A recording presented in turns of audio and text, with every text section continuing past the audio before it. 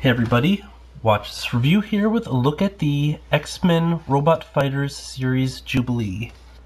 Now, Jubilee is a criminally underrepresented character as far as Marvel figures go. To the best of my awareness, there have only been 2 renditions of her in figure form.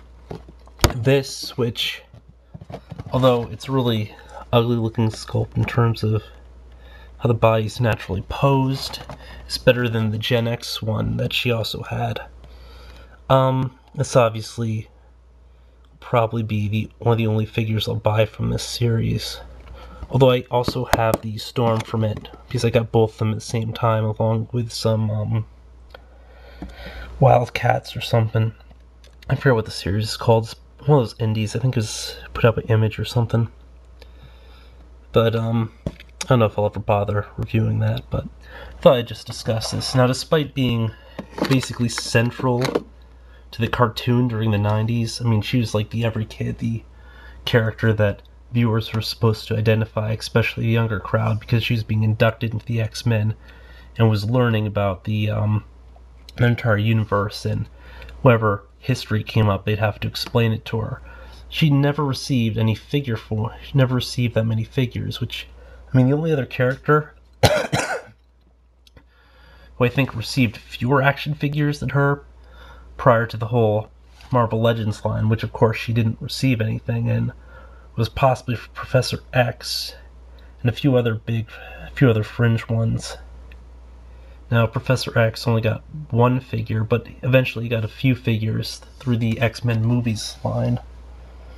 But yeah, enough about that. I'll just quickly open up, we'll take a look at it. Not too much to say.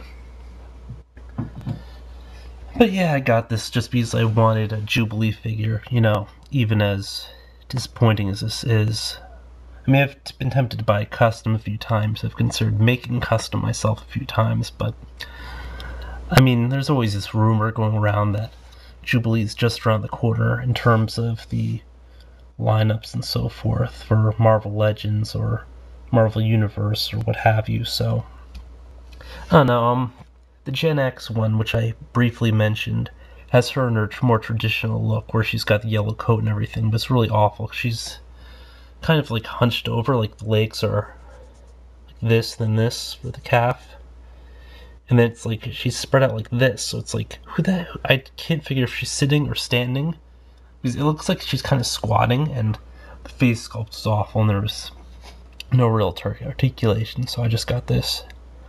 You can get her a number of poses, kind of like this one where she's sort of rushing forward, like she'd be throwing her little plasmoids or or faffs, whatever you call them. But you can work her into a number of poses that she can't stand into without assistance. So each character in the series had a little gimmick toy thing with it. This one is a sentinel hand, which can extend, and we've got this little capture thing. The individual fingers are all articulated. Actually, maybe the top one's not, but the other ones are, obviously. So it can kind of grab her.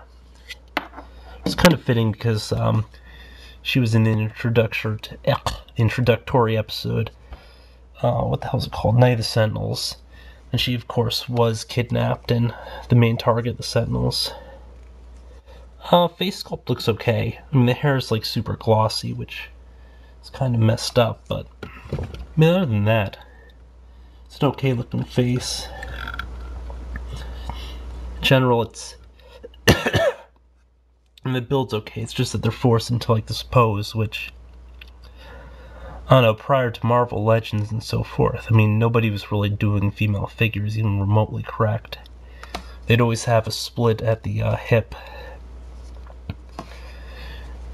and so forth. I mean, even when Marvel Legends started doing the figures and some of the other articulate lines started